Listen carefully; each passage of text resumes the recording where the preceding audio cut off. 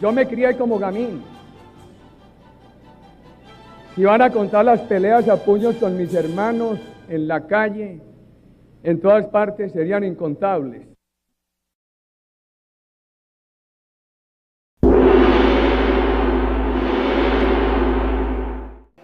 Hemos ejecutado la operación Jaque. Sí, escúcheme. Tengo solamente una cosa que decir. He estado encadenado durante 10 años. Yo soy el teniente Malagón del glorioso Ejército Nacional de Colombia, secuestrado por esta guerrilla. Hace casi 11 años hay compañeros nuestros, tanto de las fuerzas militares como de la Policía Nacional, secuestrados.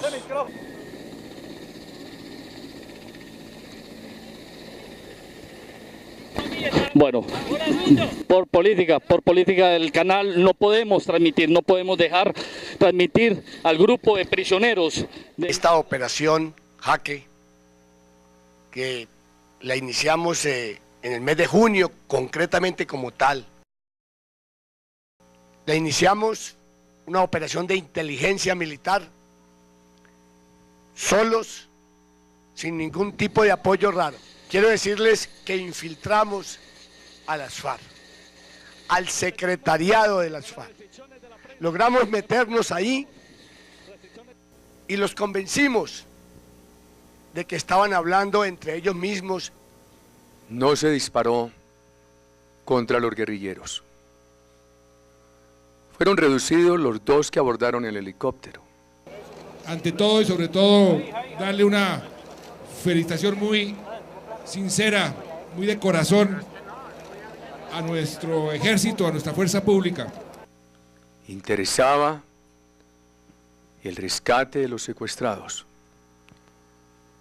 como efectivamente se hizo. ¡Siempre lo esperamos, siempre! ¡10 años esperándolo! ¡10 años esperando al ejército! Fue un rescate de película. Una epopeya militar. Jaque mate a las FARC, indiscutiblemente. Colombia entera está feliz hoy, porque ustedes regresaron. Hoy, más que nunca, me siento inmensamente orgulloso de ser el comandante del ejército de todos los colombianos. ¡Viva Colombia!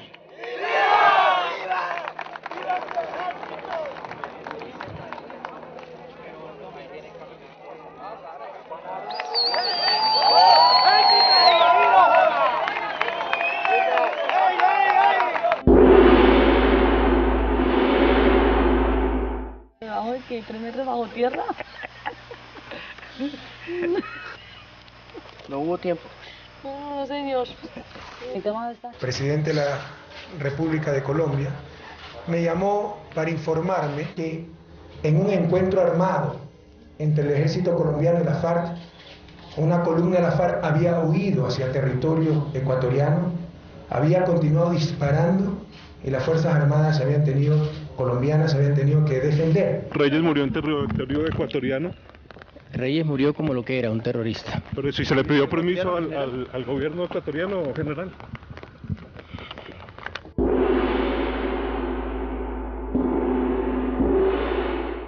Ayer en la mañana, a las tropas que se encontraban allí sobre ese cerco, se entregó el sujeto alias Rojas, con 2 más.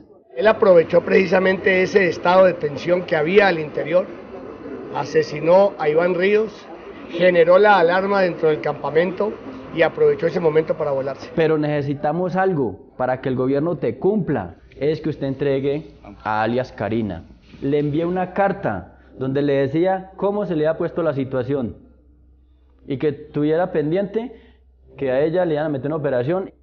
Karina tiene una hija a la cual le había el DAS puesto un novio hacía 4 o 5 años, un funcionario del DAS, para ubicar y hacerle seguimiento a Karina por medio de una llamada o de una visita que le hiciera a su hija. En cuanto a el estado de las FARC, pues cada día están más débiles, cada día su moral, su ánimo de combate se disminuye. Esta operación lo demostró. En lugar de enfrentar la tropa, huyeron, abandonaron a su jefe, abandonaron a su cabecilla, y eso dice muchísimo. Desde hace 2 años para acá, que hemos mantenido una presión total sobre este frente, lo hemos disminuido y consideramos que en el día de hoy este frente no tiene más de 50 integrantes, se están entregando la mayoría de ellos. Como les he mencionado anteriormente, en lo corrido de los 3 últimos meses, 24 integrantes de este frente se han desmovilizado. Vamos ganando, pero no hemos ganado todavía. El terrorismo no se resigna. Revístelo, revístelo, revístelo, revístelo, que donde ponga estos pies, Señor. Úsale, Espíritu Divino. Dale palabra de ciencia, dale palabra de sabiduría.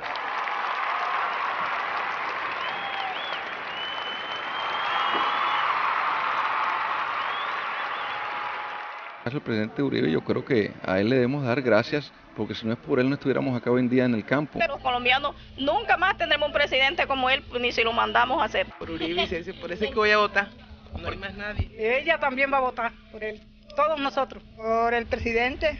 ¿Por qué? Porque él es el que está viendo por los pobres. Le agradezco al presidente que votó, nos dio casa en el barrio popular de aquí. Y si es de votar por él, voy y votamos. Nosotros debemos respaldar la candidatura del doctor Álvaro Uribe Vélez en la reelección presidencial. La juventud colombiana lo apoyamos en su plan de gobierno para que todos juntos podamos encontrar la paz. Que seguiré sus pasos porque yo quiero ser presidente de Colombia.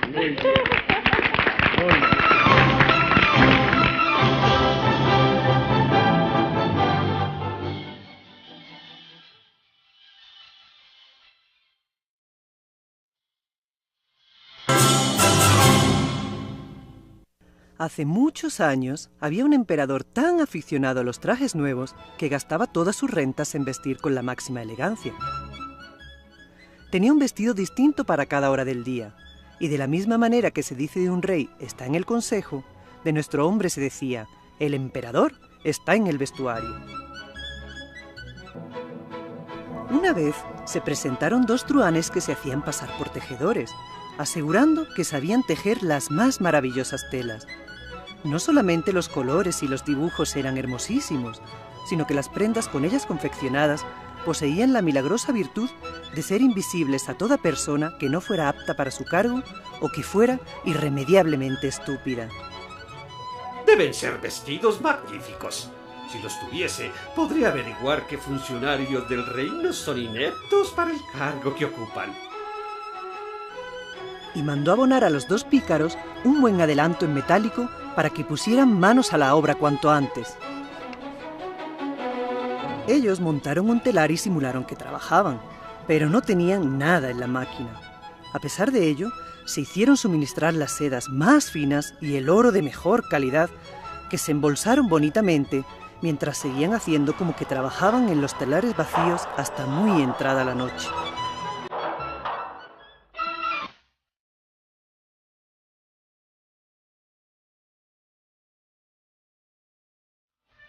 A ver, yo creo que ya el que yo fui el fundador de las Convivires quedó suficientemente claro.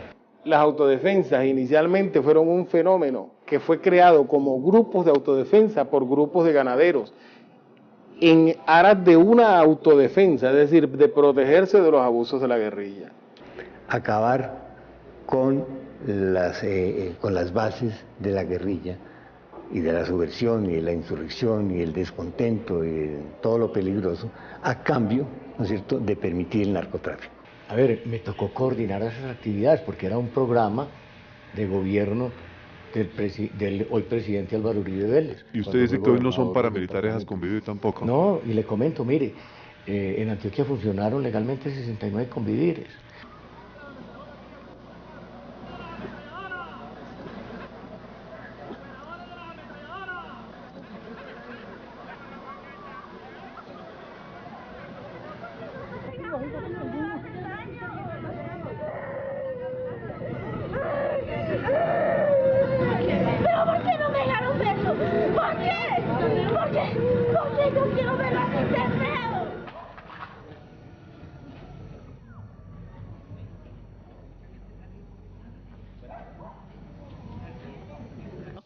creo que mi hijo para nadie sea ofensivo, Señor. Mi hijo era una persona sana.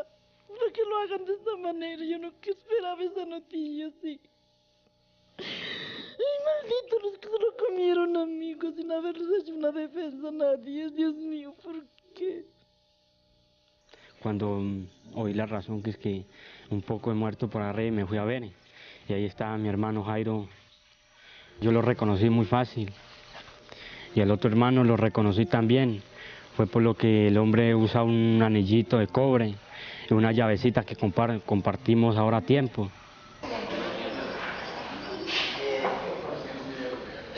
Cuando llegó uno de los hijos y me tocó, ¿no?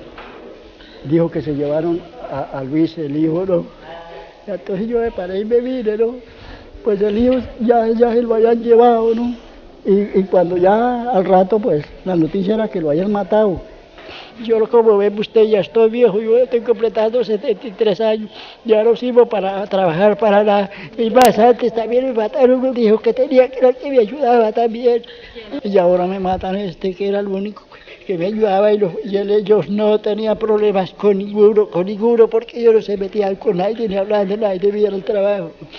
Sí, entonces estamos en una situación que no hacemos para dónde coger. ¡A mi padre! ¡Tanta gente mala!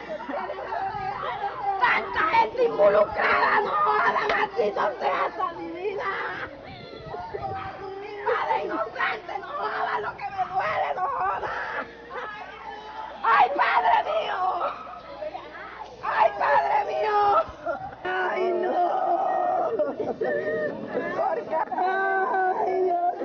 Bueno, denuncié masacres, que se van a dar a conocer, masacres como la del Salao, Chende, Macayepo, Pichilín, muertos craneados. Jairo Castillo conoce de muchos muertos craneados que son más que las masacres, autorizados por esos políticos que hoy en día en Colombia están presos y de otros que todavía no están presos.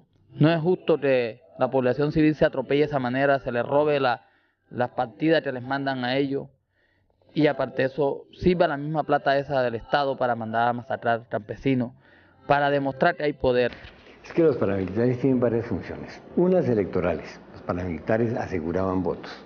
Otras económicas, en términos de tierras, despojo de tierras, pero también laborales, porque implican el dominio sobre unos sectores de población para impedir, ¿no es cierto?, organizaciones sociales como sindicatos, como ligas, como juntas de acción comunal, de tal manera que eso permitía bajar los salarios. Y estos señores no tuvieron eco en las autoridades del momento, ni la justicia operó. Entonces es lamentable, pero se dedicaron a hacer justicia por sus propios medios.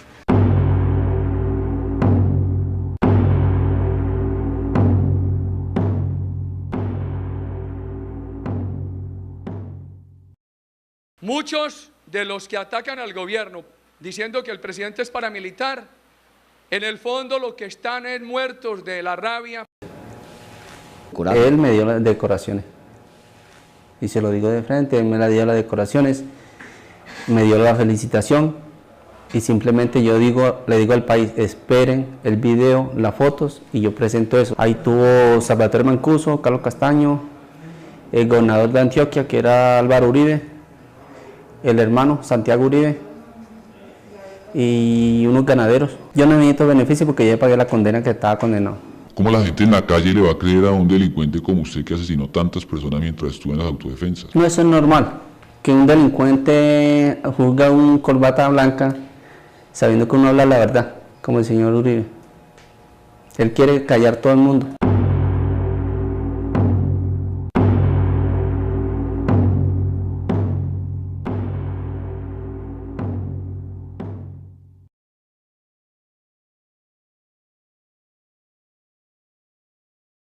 Álvaro Uribe Vélez, un político colombiano y senador dedicado a colaborar con el cartel de Medellín en los niveles más altos del gobierno. Uribe estuvo relacionado con un negocio que involucraba actividades con narcóticos en los Estados Unidos. Su padre fue asesinado por su conexión con traficantes de narcóticos. Uribe ha trabajado para el cartel de Medellín y es un cercano amigo personal de Pablo Escobar Gaviria. Él ha participado en la campaña política de Escobar para ganar una posición como suplente en el Congreso.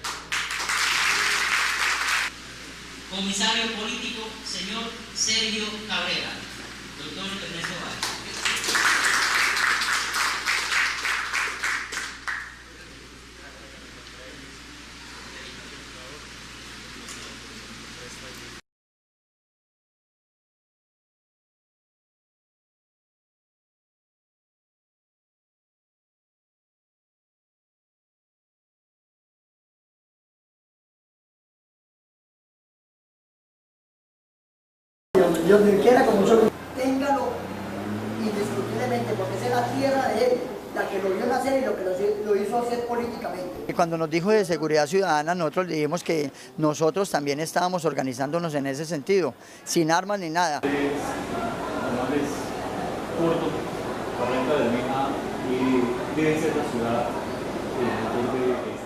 Entre ellos el comandante Omar, de la comuna número 1 de la ciudad, estaba Cisneris Sánchez, que hoy es, Cisneris mejor, que ella es desmovilizada, inclusive además muy conocida porque estigmatizaba, señalaba a las organizaciones sociales de Barranca Bermeja. Luego queda demostrado su relación directa con los grupos paramilitares al desmovilizarse. Cisneris era una líder como nosotros. Ella era una líder común y corriente, hasta ahora en estos momentos es que sé que es desmovilizada. Con el liderazgo de las Autodefensas Unidas de Colombia, estamos lanzando una lista única al Senado de la República por todo el Magdalena Medio Unido. Una lista encabezada por el doctor Carlos Clavijo.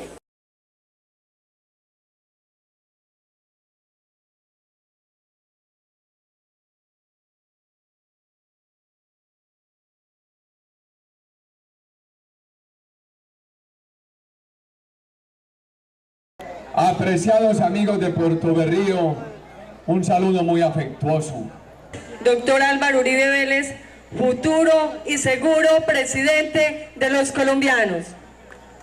Muy buenas noches, doctor Carlos Arturo Clavijo, también muy seguro senador de la República de Colombia, para quien pido un fuerte aplauso. Para recuperar el sendero de la concordia, el sendero del progreso social, el sendero del empleo y el sendero de la modernización de la nación. Puerto Berrío es un lugar símbolo.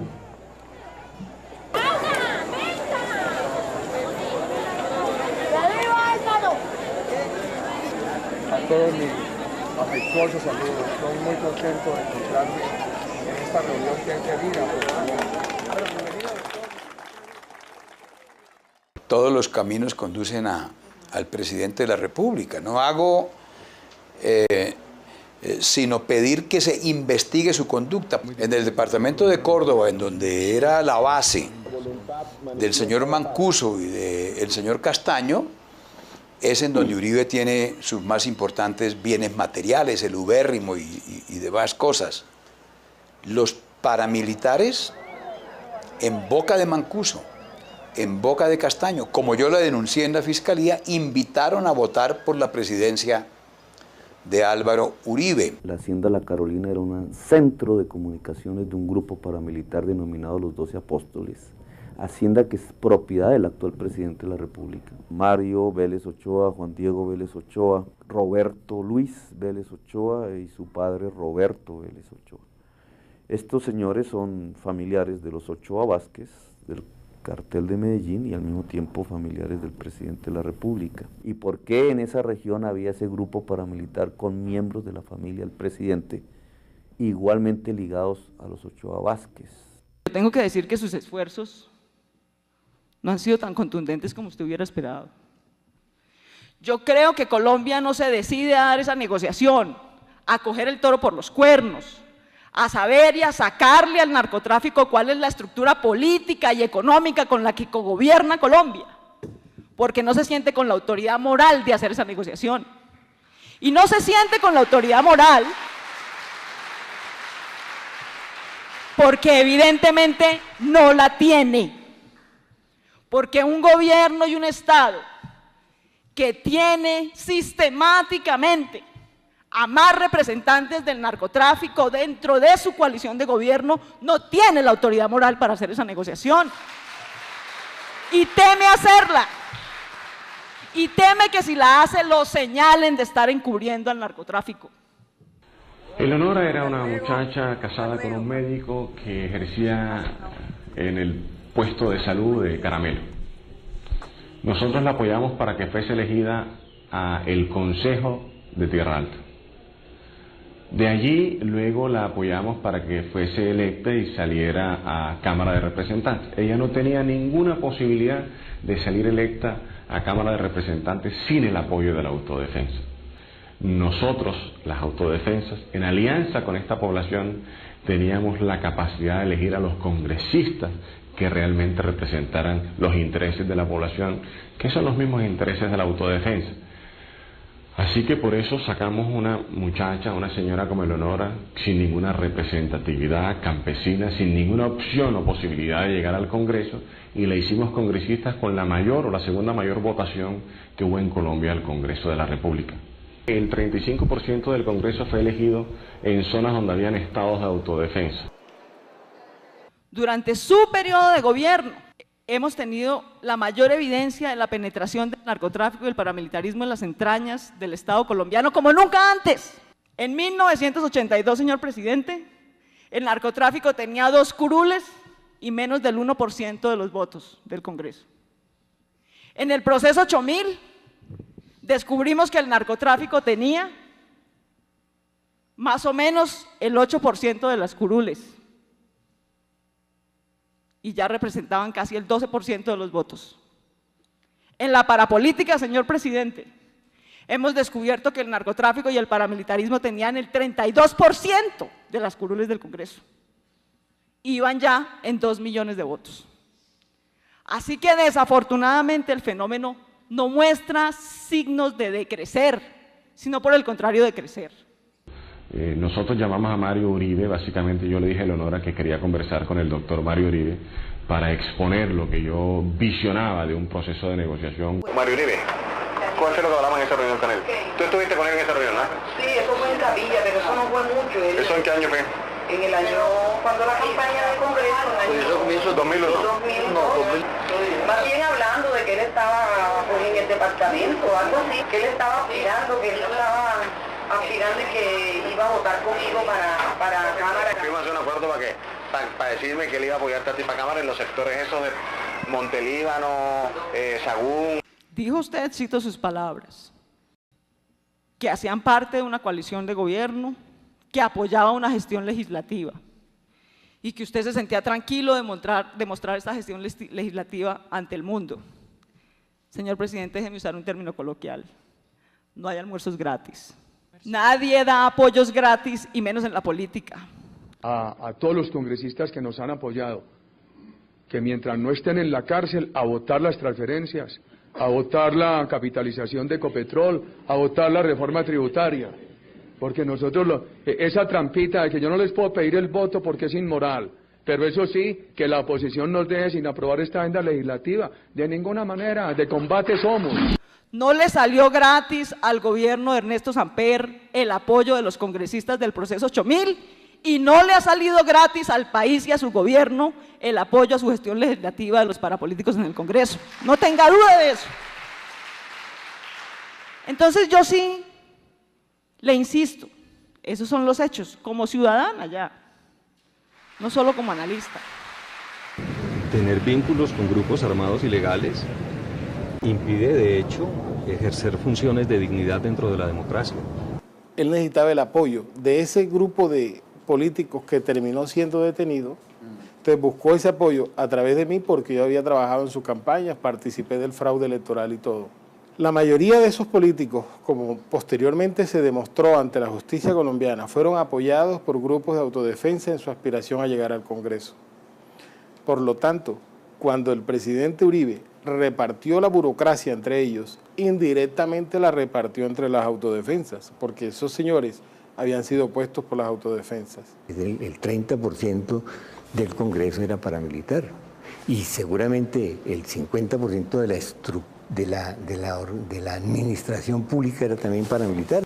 Yo lo único que le puedo decir es que desde el DAS, en la administración de Jorge Noguera, se realizaron actividades de narcotráfico, en la cual estuvieron involucrados altos funcionarios del DAS. De ahí se compraron armas y sé que alguna parte de esas armas fueron entregadas al Bloque Norte. ¿Sabe por qué nombré a Jorge Noguera? Porque lo conocí como una persona incontaminada, como un joven honesto, transparente. Y él me dijo, no te preocupes, que el presidente y el fiscal están al tanto de esto y ellos nos protegen en su momento. Supuestamente Jorge Noguera entregó información al Bloque Norte, a Jorge 40 a otros paramilitares de personas que deberían ser asesinadas. Es el caso del profesor Correa de Andrés de la Universidad del Atlántico, de Zuli Cudina, una dirigente sindical. Hay una lista de sindicalistas de Antoc que fueron amenazados, desplazados. Hay unos asesinatos también de sindicalistas de Sintra Agrícola. Que son los asesinatos de líderes sindicales, tanto agrarios como urbanos. La posición hoy día de los Estados Unidos tiene que ver con eso, lo del TLC, ¿no es cierto? La exigencia de la libertad de los sindicatos y de la organización sindical muestra que hubo, ¿no es cierto?, en los gobiernos pasados una política de exterminio del sindicalismo para bajar la mano de obra y permitir una relativa competencia exitosa en el mercado internacional. Se está viendo hoy día el INCODE, en la registraduría, en ¿cómo se llama?, en la oficina esta de administración de bienes de los narcos, me olvidó el nombre, de estupefacientes. Es decir, en muchísimas partes estaban metidos ya. Así que seguramente en la banca también, en la industria, en la bolsa. Entonces era peligroso. El grupo de los chanceros que financiaron la campaña del presidente Uribe responden a las órdenes de Nilce López Lagata a través de varias de sus empresas.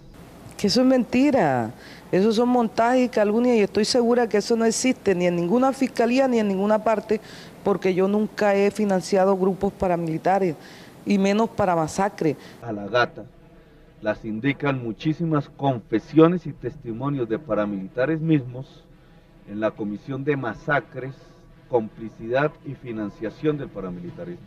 Yo ni financio grupos paramilitares, ni tengo dinero sucio, ni financié la campaña del doctor Uribe. Ojalá lo hubiera podido hacer, que con mucho gusto lo hubiera hecho. Lagata pidió mi cabeza, le pidió a Mono que me matara. Y hubo una reunión en Trapilla, fueron muchos comandantes de la autodefensa, hablaron por mí. Y el Mono me perdonó la vida y ahí conocí yo a Lagata. Entonces Lagata me llamó a Mandé, yo fui con Pitufo alias Felipe. ¿Cómo patrocinaron la masacre del Salado?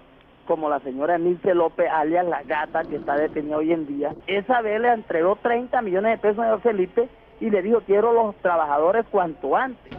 El estilo de mis enemigos, el grupo paramilitar en Colombia, y el gobierno colombiano que hace parte de ese grupo, a esa cantidad de plata que hoy en día se le está dando a la fuerza pública, que hace parte mucha gente de la fuerza pública, filtrada, no han salido al aire, que venían trabajando con los paramilitares de manos cogidas, de sueldos anunciados. Jorge Noguera tenía varios mensajeros con los jefes de las AUC, porque en el caso mío él manejaba, era el tema sobre todo del bloque norte, pero él con el Estado Mayor, su interlocución era a través del general Rito Alejo del Río. ¿Usted es autor del manuscrito que va a leer? Sí, soy autor del manuscrito que va a leer. El general Rito Alejo llegó a Mutatá cuando le llevaban a cabo los combates en La Llorona. Él llegó a la base de Mutatá en un helicóptero con un grupo paramilitares. Él se estaba comunicando seguido con el Mono Mancuso, un duro de los paramilitares. O sea, cuando nosotros estábamos matando gente en Urabá, que matamos cientos de personas, que yo lo he reconocido que las matamos, que decapitamos personas en Urabá, entonces ¿dónde estaba ese pacificador? ¿Dónde está ese pacificador que nos permitía a nosotros desplazarnos de un lado a otro? ¿Dónde está ese pacificador que nos pasaban información a nosotros? ¿Dónde está ese pacificador que tropas bajo el mando de él patrullaban con nosotros? Yo estoy dispuesto y yo sé que cuando este señor me ve a mí hablando por acá, él me va a distinguir. Que precisamente nosotros tenemos un reglamento transparente para no tener ningún arma en la comunidad, para no dejar circular ningún arma por los espacios de vivienda y de trabajo de la comunidad y para no colaborar con ninguno de los actores armados. En esta comunidad de San José de Apartadó hay gente buena, pero algunos de sus líderes, patrocinadores y defensores están seriamente señalados por personas que han residido allí de auxiliar a las FARC y de querer utilizar a la comunidad para proteger a esta organización terrorista. Yo sé por qué digo que son testigos falsos, porque los conozco, a varios de ellos, y sé que son testigos extorsionados por el ejército, ¿no? son testigos que fueron torturados en la Brigada 17.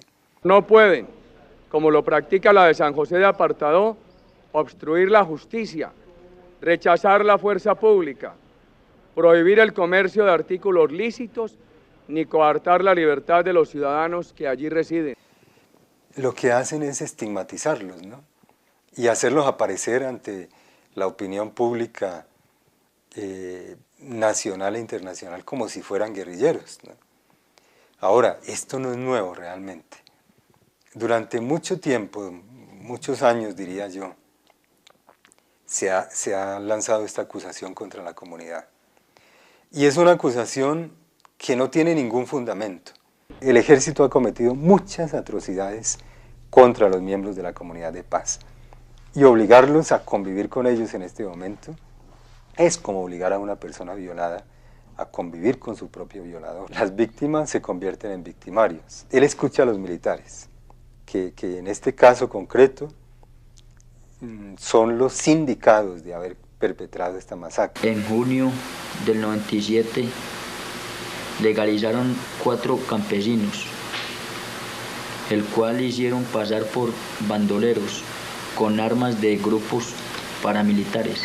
Yo lo leo, doctor, porque me parece que esto está muy mal hecho, lo que está haciendo el ejército y la policía en unión con los paramilitares.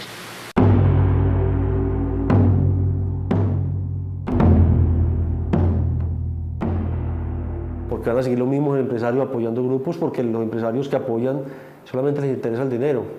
Vamos a seguir con las mismas fuerzas públicas apoyando por el desespero de resultados, ya que los presionan para que den resultados. Mira lo que le hicieron a mi papá, ¿qué es esto? Ay, no, Lo que le hicieron a mi papá. Esta es la ley, la puta mierda que le hablaba en la que vivimos, ¿cierto? Esta es la puta mierda en la que vivimos. Ven y registra todo esto. Registra arma, por favor, ¿dónde están las armas? ¿Dónde están las armas que dicen que hay aquí? ¿Dónde están las armas? ¿Dónde? Registra todo esto, por favor. Le hallaron la pieza, mira, le arrancaron el tornillo, lo sacaron de acá. Mira, lo sacaron de aquí, mira, le arrancaron el cuerpo, lo sacaron de acá y lo mataron afuera.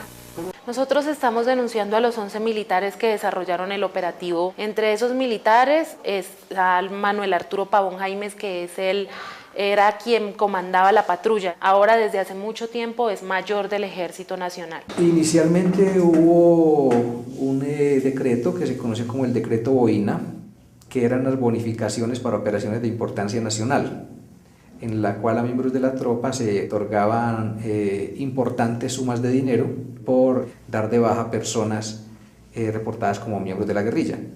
Lo que no se le contó al país es que después de haber derogado el decreto se mantuvo de manera secreta una directiva que mantenía estas mismas remuneraciones económicas por presentar personas como dadas de baja en combate.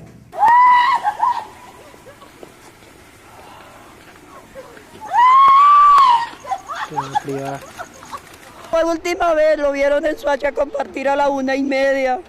Allá en Ocaña me dicen que él apareció muerto a las 4:30 de la mañana el martes. ¿Por qué? ¿Por qué? Si es que no es un viaje de 2 o 5 horas, ¿por qué va a aparecer allá y tan en poquito tiempo? La pregunta que yo me hago, ¿por qué? Lo que me dijo era que se iba a encontrar con una persona para ir a hablarlo de un trabajo y nunca más volvió. ¿Eso fue cuándo? Eso fue el 2 de marzo de este año. Salió a las 7 de la noche. Lo que me dijeron a mí en medicina legal y en la fiscalía de allá de Cimitarra fue que él fue abatido, que él había muerto en combate a las 2:45 del día 5 de marzo. Y mi hijo salió de su casa el día 4, a las 8:30 de la mañana. Incluso él está camuflado con botas, está con otra ropa. Porque estos jóvenes inocentes están pagando por algo que ellos no deben. Presentamos una nota de seguimiento dando cuenta también de que jóvenes adolescentes probablemente podrían estar siendo reclutados en estas localidades y que eventualmente estarían siendo conducidos a través de las centrales de transporte a municipios del Catatumbo como El Tarra y como Tibú. los mismos procedimientos, se llevaban hasta Ocaña y cuando ya daban orden de batallón ir a llevarlos, listo, los llevábamos y se los entregamos a Ejército. Ellos lo hablan en las tiendas, cómo los vendieron, cuánto les dieron. O sea, ellos hablan tranquilamente de qué está pasando con los muchachos. Que los jóvenes desaparecidos de Soacha fueron dados de baja en combate.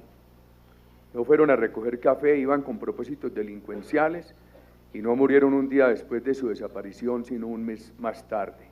Dice que lo que le había buscado el trabajo era un amigo de él que se llama Adolfo Guerrero, que es soldado profesional del batallón Grupo Rondón de Buenavista. Es una historia dramática y sobre todo es una historia muy colombiana con la cual todos nos vamos a identificar.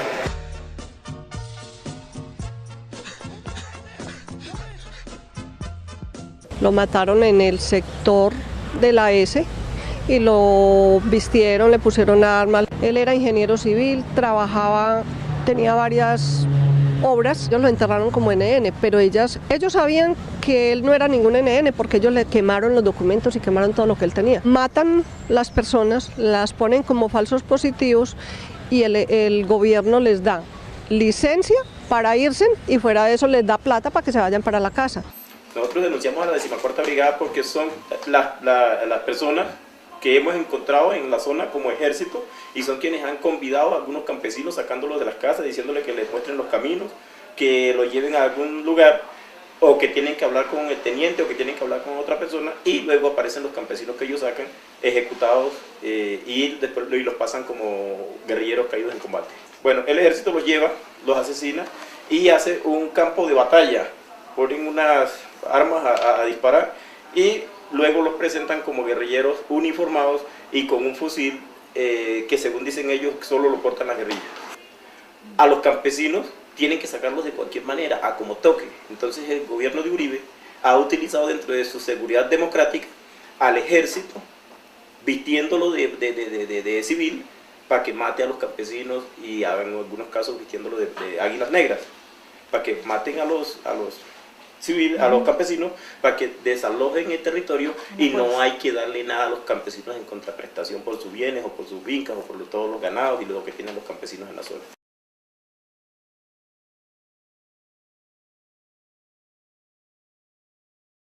Yo pensaba que el fusil era un palo y que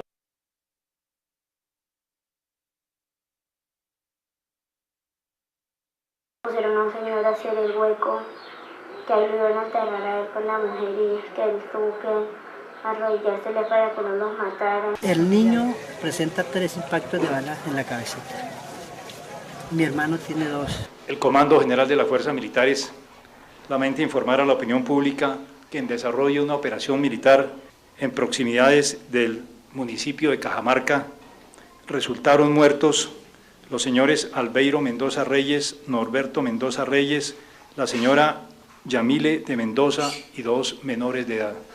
Estaban pues ahí todos tirados, ensangrados. El niño quedó encima de ella lo tenía abrazado. Y quiero que haya justicia en esto, porque mi hijo no es guerrillero ni tampoco es hijo de un guerrillero. Es hijo de un padre muy humilde, como lo soy yo con todos mis hijos. Y es un niño, porque es un angelito de escasos 14 años. Me lo quitaron. Y quiero que esto se haga justicia, porque esto no se puede quedar así. Esa criaturita pequeñita, ¿será que creen que ese era un guerrillero? No creo. No basta con juzgar a políticos o a integrantes de la fuerza pública por colusión con los paramilitares y eventualmente por conciertos u omisiones frente a la guerrilla. El ojo de la justicia, de los jueces de la historia y la política, debe dirigirse a la voluntad que faltó en el Estado para combatir estos flagelos terroristas. Todos los que estamos en el Cauca, los territorios nosotros están invadidos, no nos dejan trabajar, la guerrilla, el ejército, la confrontación, y cada día nos matan más a nosotros. Bueno, a la llegada de los españoles en lo que hoy es Colombia se calcula que éramos 10 millones de indígenas y 400 pueblos. De esos, hoy solamente somos 1.380.000 y solamente 102 pueblos. el resto ha sido exterminado. El presidente Uribe no es amigo de los indígenas. Sabemos muchas legislaciones que ha pasado por el Congreso ha sido antiindigenista. Una población del 2.2% del total de los habitantes de Colombia tiene el 27% de las tierras. La denuncia de Álvaro Uribe es distractora. La denuncia de Álvaro Uribe es decir que, focaliza el problema en los indígenas como los mayores terratenientes, olvidando o ignorando de que estos territorios tienen un uso de conservación. Se alberga la mayor parte de las zonas boscosas del país, la mayor parte de la biodiversidad del país está en estos territorios.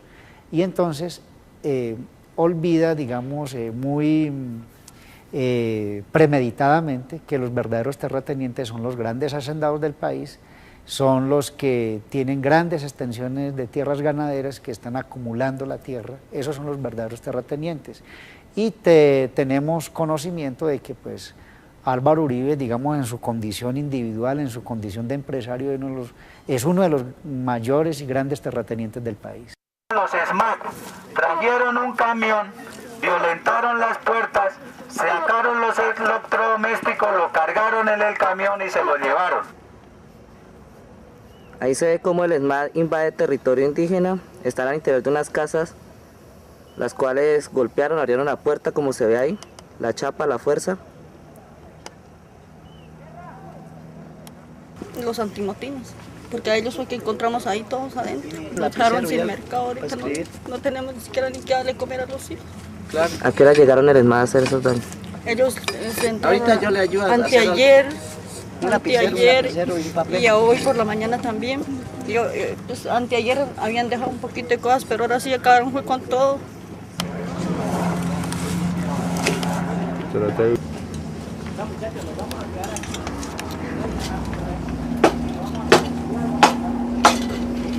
Aló, coronel Cartagena, habla Jair Hernández, de Derechos Humanos, del Senado.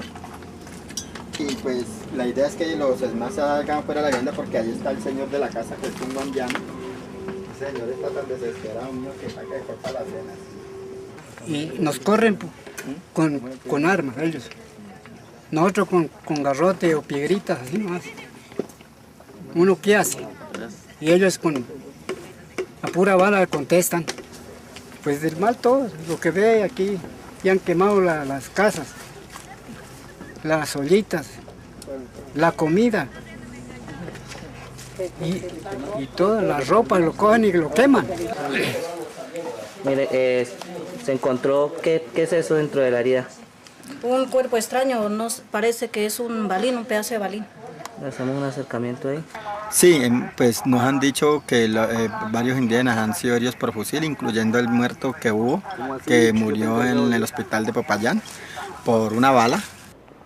No, lo que pasa es que los indígenas son estorbosos, lo mismo que las comunidades negras, porque constitucionalmente son propiedades colectivas, que no pueden ser apropiadas individualmente. Están firmando ahí. Sí, cuando nosotros entramos a la casa. Un integrante del ESMAD que debería tener el número aquí que lo identifique, en este momento parece sin identificación, grabando a la gente para posibles desapariciones después.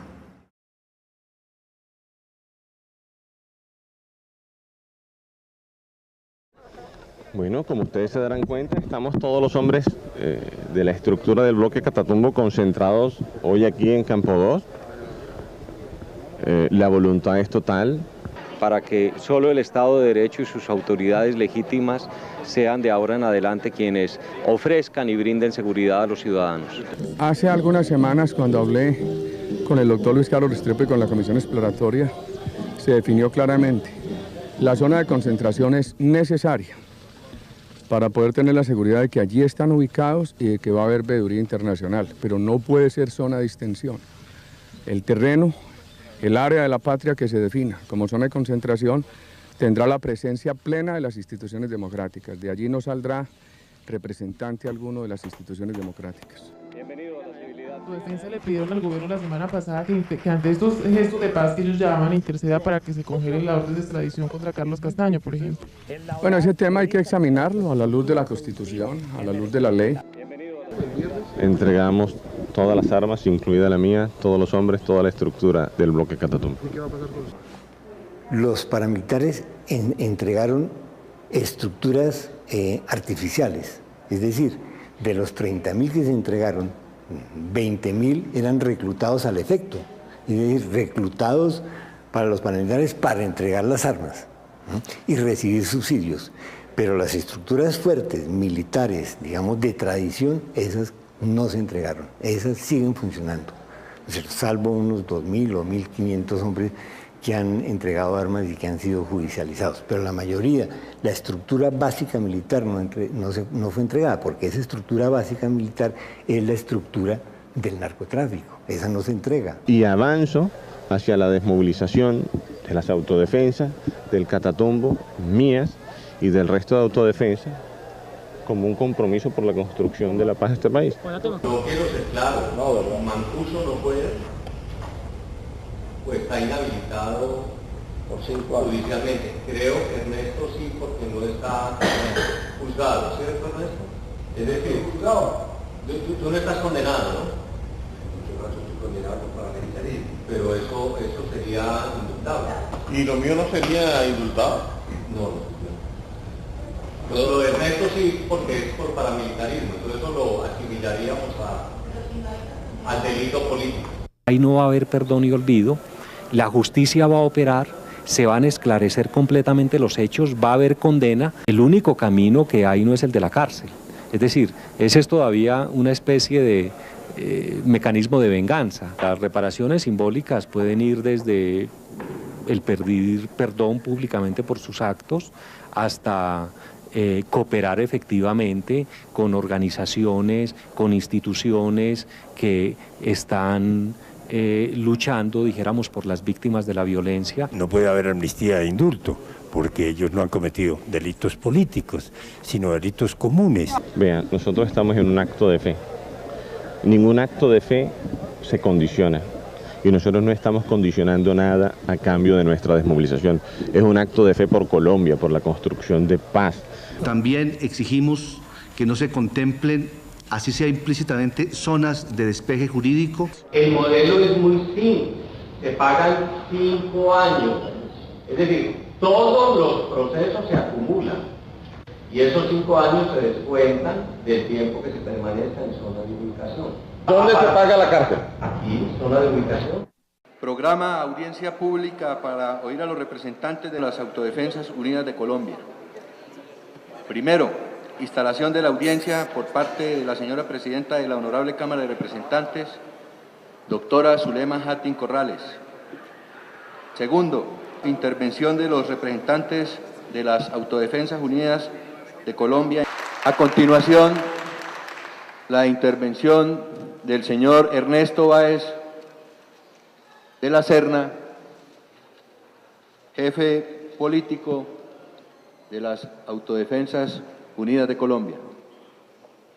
Señores y señoras, aquí está solo una de las fotos de los miles... Disculpen, las barras no están autorizadas para hablar. Si siguen hablando, tenemos que desocupar. Señor secretario. Doctora Zulema Hattin Corrales, presidente de la Honorable Cámara de Representantes. Doctor Carlos Alberto Zuluaga Díaz, primer vicepresidente de la Cámara de Representantes. Doctor Jorge Carmelo Pérez Alvarado, segundo vicepresidente de la Cámara de Representantes. Mayor Vega, le pedimos el favor a las barras guardar silencio. El Mayor Vega. Ofrecemos a Santa Fe de Ralito escenario de las negociaciones como espacio propicio para que todos los colombianos escuchemos y expongamos allí sin temores y aprensiones la verdad que no ha conocido este país en los últimos años de complejo entramados de violencia y paz. Que Colombia sea en nuestras mentes y en nuestros corazones el intento siempre vivo, siempre bello de construir el paraíso entre los Andes y el mar. Muchas gracias, honorables congresistas. Muchas gracias, señoras y señores. Dios bendiga a Colombia.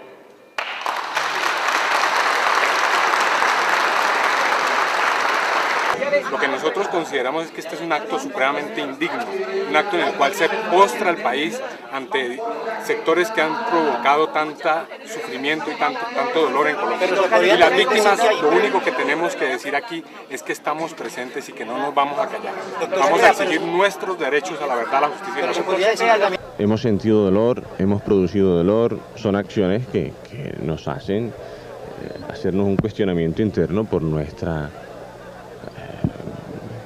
vida, por nuestra educación cristiana. Hombre, el abandono en el que dejamos a nuestra familia, a nuestros padres, a nuestros amigos, las consecuencias duras del conflicto. Vea, nadie sabe lo duro que ha sido el camino que hemos tenido que recorrer para llegar hoy hasta aquí, hasta la desmovilización. Solamente nosotros que hemos tenido que padecer las consecuencias sabemos cuáles han sido los sufrimientos. Ahora, lo que es cada día más evidente, y se notan las declaraciones de HH, de Mancuso, de este otro, el alemán, del Tuso Sierra, etcétera, etcétera, es que fueron traicionados, ¿no? Ellos se sienten traicionados.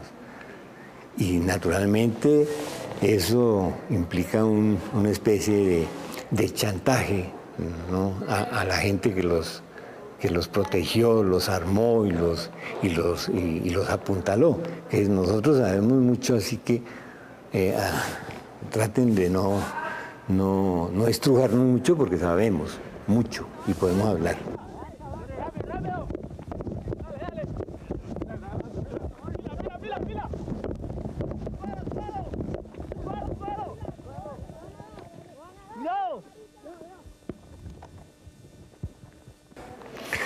Pues, lo han dicho y está implícito, es llevarlos a los Estados Unidos para que allá sean procesados por narcotráfico, pero sus delitos criminales de lesa humanidad que están aquí vigentes, esos quedan, digamos, tapados por esa otra política. Enviaré a mi viejo ministro a que visite los tejedores. Es un hombre honrado y el más indicado para juzgar de las cualidades de la tela, pues tiene talento y no hay quien desempeñe el cargo como él. El viejo y digno ministro se presentó en la sala ocupada por los dos embaucadores, los cuales seguían trabajando en los telares vacíos. Dios nos ampare, pero si no veo nada, Dios santo, ¿seré tonto acaso? Jamás lo hubiera creído, y nadie tiene que saberlo. No puedo decir que no he visto la tela. ¿Qué? ¿No dice su majestad nada del tejido? ¡Oh, precioso! ¡Maravilloso! ¡Qué dibujo y qué colores! Desde luego, diré al emperador que me ha gustado extraordinariamente.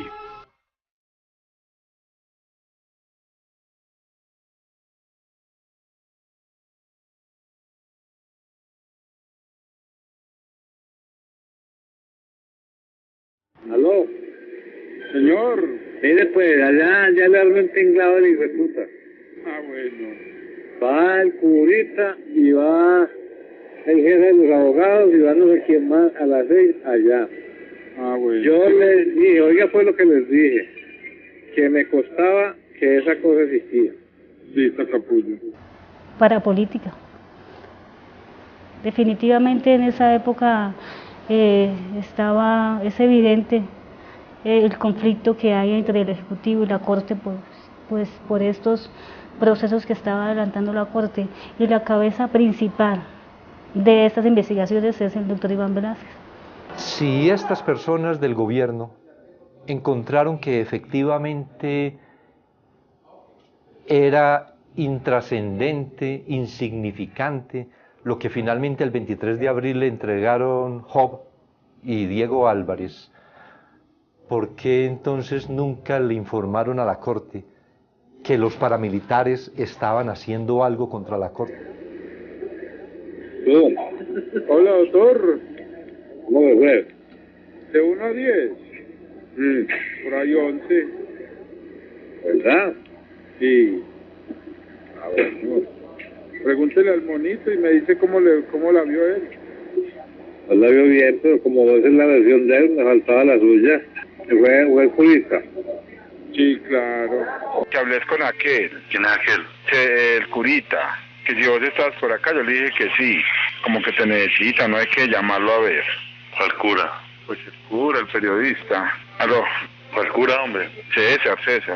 ¿Quién dijo? Pues hablé con él. Ay, ¿que hablara yo con él? Sí. Pues si yo no estoy, no llamara de marica y no me contesta. No queremos estar en los zapatos del señor presidente.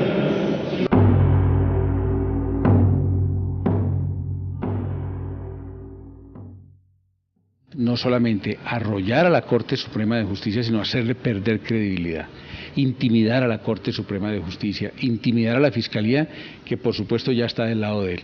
Aquí venían órdenes del Ejecutivo, donde pedían que se investigara a estos magistrados de la Corte Suprema de Justicia, vulnerándose así el derecho fundamental de la intimidad de estas personas.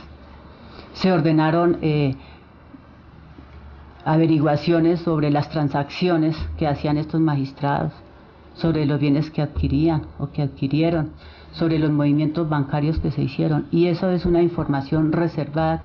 Se realizaron reuniones en el mismo DAS, en Palacio, y todos pidiendo información al respecto. Y entonces, ¿cómo desconocer la gravedad de esta conducta cuando esos funcionarios públicos que están al servicio del Estado encaminan sus actividades a realizar estas clases de actividades delictivas? Estimo que esas interceptaciones constituyen un gravísimo atentado contra la independencia y la autonomía de los jueces, de todos los jueces de la República y de la Corte Suprema de Justicia. Esta es una gigantesca operación de complot, de guerra sucia, que organizaron en la Casa de Nariño. Me parece que también es un hecho muy grave, toda vez que es un organismo del Estado que depende del señor presidente de la República. Ha sido norma de este gobierno decir las cosas rapidito y con absoluta franqueza, sin que la prensa tenga que reblujar con ganzúa la verdad.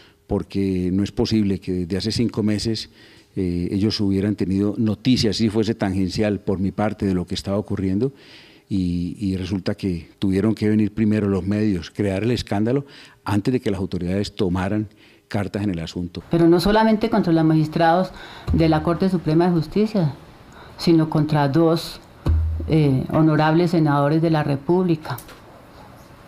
Se infiltró el teléfono de la senadora Piedad Córdoba. Se hicieron seguimientos dentro y fuera del país. No me cabe ninguna duda que el motivo que llevó a agentes del DAS bajo órdenes superiores a seguirme, interceptar mi teléfono e investigarme es el paramilitarismo de Antioquia, que tenía muy nervioso al gobierno colombiano, que José Obdulio estaba al tanto de lo que íbamos investigando dentro de mi oficina en el Congreso de la República. Por ejemplo, en el caso del doctor Petro, se aportó una hoja de vida, se aportaron las fotografías de su padre, de su esposa, se tomaron otros datos. El presidente tiene una gran incapacidad para ser jefe de Estado en un Estado de Derecho porque no admite límites ni admite controles. La doctora Piedad Córdoba y el doctor Gustavo Petro son opositores del gobierno y así siempre lo han dicho desde un primer momento. Y entonces ese hecho de ser opositores les da el derecho a los funcionarios del DAS investigar su vida íntima, seguirlos como se hizo. ¿Para qué? Para poner en conocimiento al Ejecutivo esas situaciones. No sabemos finalmente qué se pretendía con ello. Para mí me parece que es absolutamente escandaloso que un servicio de inteligencia del Estado adscrito a la presidencia esté grabando a la oposición, esté haciéndole seguimientos e interceptaciones a las altas cortes, que esté tratando de buscar información a ver qué hablan los periodistas. No solo se pone en riesgo la vida de los periodistas, que de alguna manera ya sabemos que pues en este oficio pues corremos riesgos, sino que también estaría en riesgo la vida de personas que se comunican con uno. La labor periodística de manera independiente hoy está amenazada en Colombia. No tenemos garantías para seguir ejerciendo mi profesión independiente. Y segundo, no hay garantías para el disenso, no hay garantías para la oposición. Yo creo que esto dista mucho de ser una democracia. política. Si algo necesita un país de su periodismo es que sea objetivo, no que quiera desacreditar a su país. Yo cumplía órdenes, sí, señor. Claro, pero es que yo no puedo cuestionar ese tipo de órdenes porque viene de mi superior.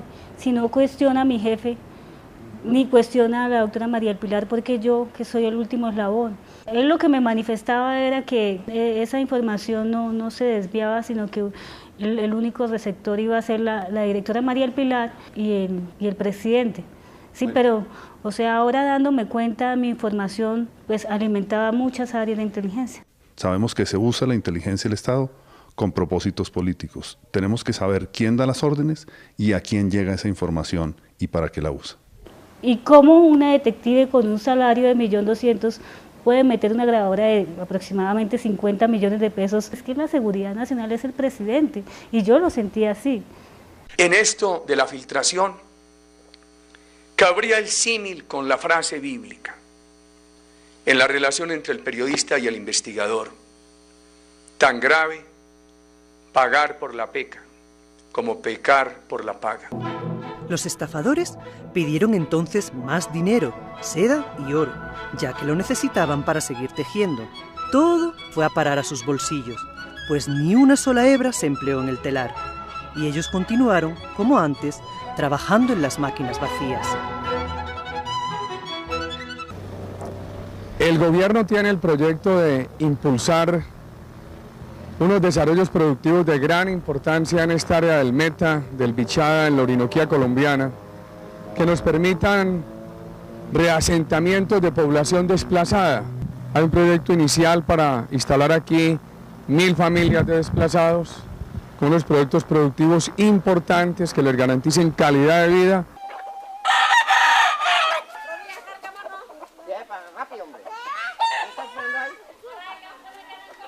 No, pues mucho mejor allá. Aquí estamos aguantando esa hambre que el gobierno nos dé allá.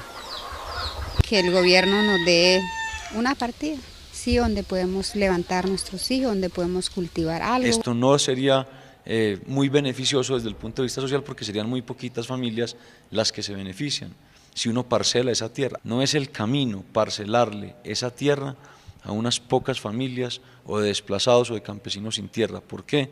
Porque quedarían aislados de los servicios públicos. Si se le da a unos privados, se le concede la explotación a ellos, se pueden generar entre 1.000 y 1.500 empleos. Eso muestra un juego perverso del gobierno en el que por un lado apoya a ciertos empresarios de La Palma para desplazar y por otro lado evita entregarle tierras legalmente destinadas a población desplazada. No están teniendo en cuenta que esto se hace sobre la base de una acción de terror, con participación de grupos paramilitares, con capitales del narcotráfico. Tenemos que tener un tratado de libre comercio con los Estados Unidos, eso hay que buscarlo desde ya, urgentemente, porque estos años pasan muy rápidamente. Y lo que vamos a proponer es lo siguiente, que lo hagamos sin perjuicio de adelantar el arca. Y que nos ayuden para conciliar intereses en Colombia, a ver cómo dentro de ese tratado hallamos unas cláusulas de defensa de los segmentos competitivos de la agricultura.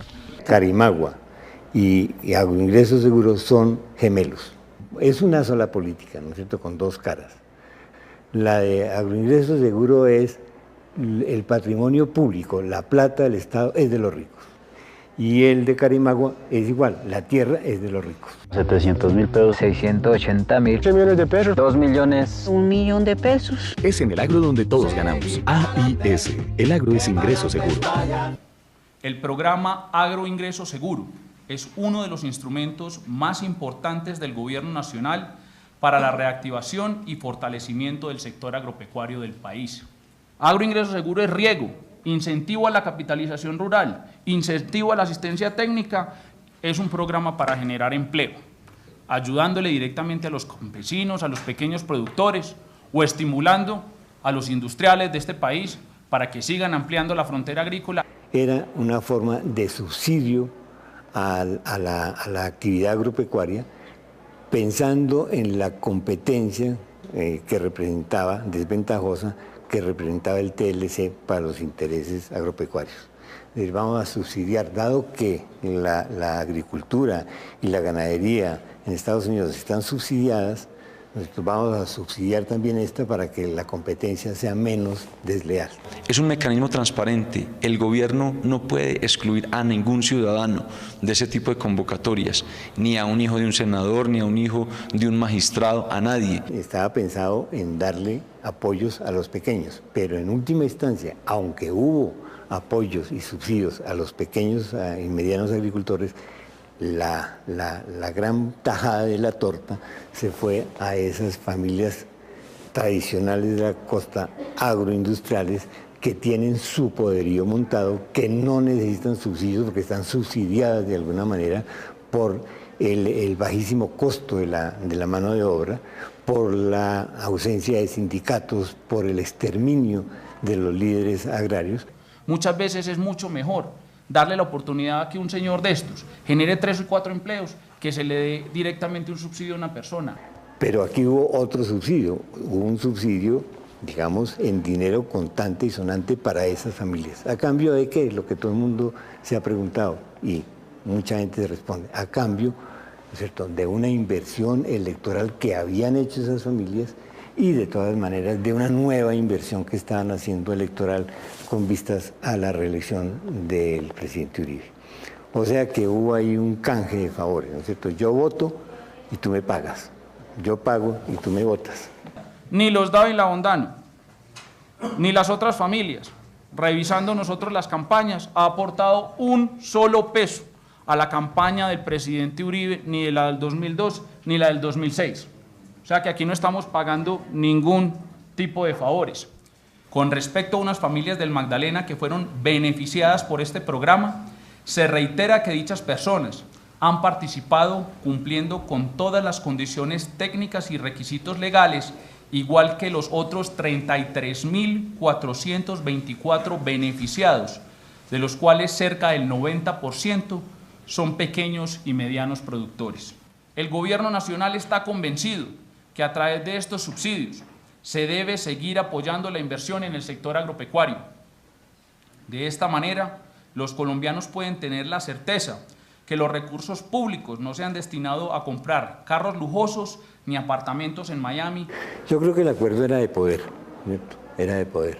Era un país modelado por esos intereses latifundistas, por esos intereses narcolatifundistas, ¿cierto?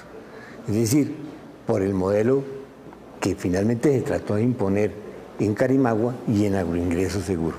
Esos modelos plutocráticos, ¿no es cierto?, de dominio territorial, de unas familias o de unos grupos de intereses económicos en general, sobre grandes sectores de la población colombiana. Yo creo que ese era el panorama. El nuevo país de que hablan ellos era ese país, un país manejado por esas nuevas estructuras sociales en cuya cabeza estaba el narcotráfico.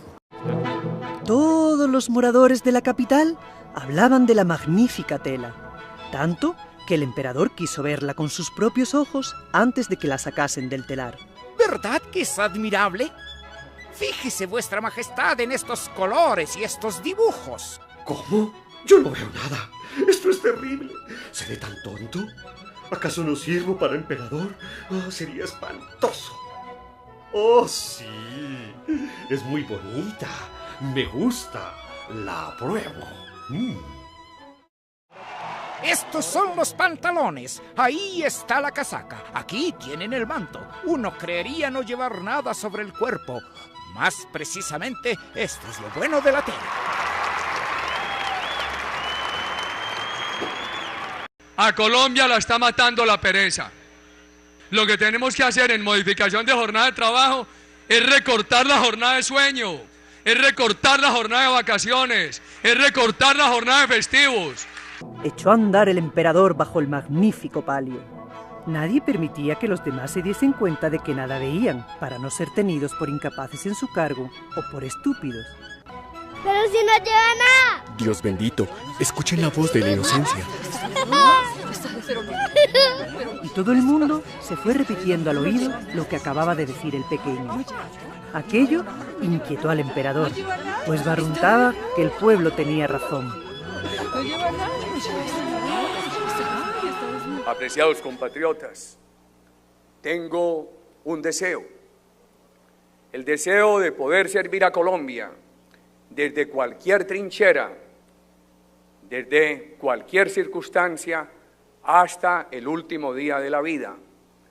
Apreciados compatriotas, me anima una ilusión, que nuestra democracia mejore el rumbo, pero que no abandone el rumbo.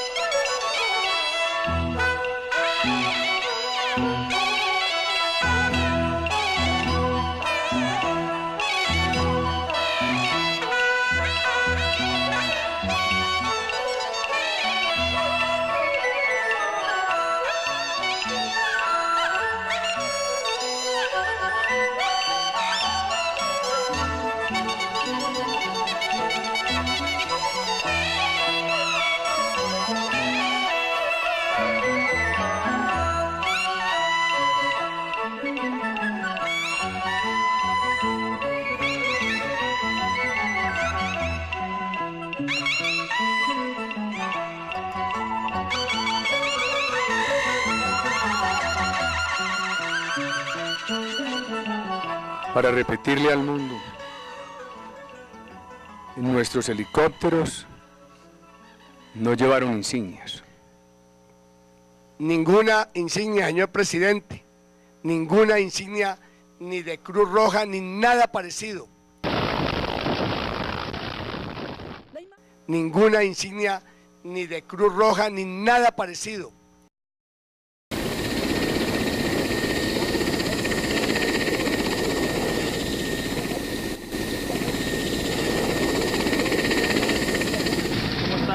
Yo poco español. ¿Bien?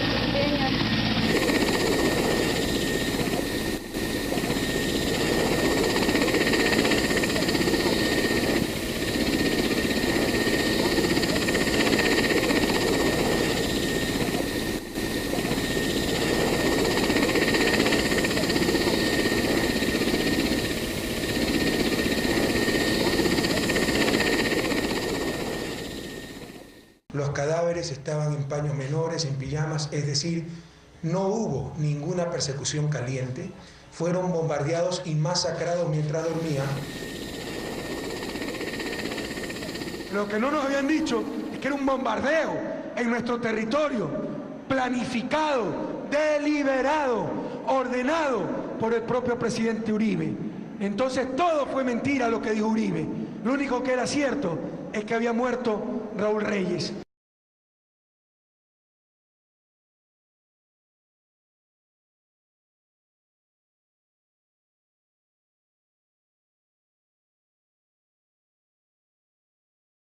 Tres pelotones llegaron a menos de 300 metros de su ubicación.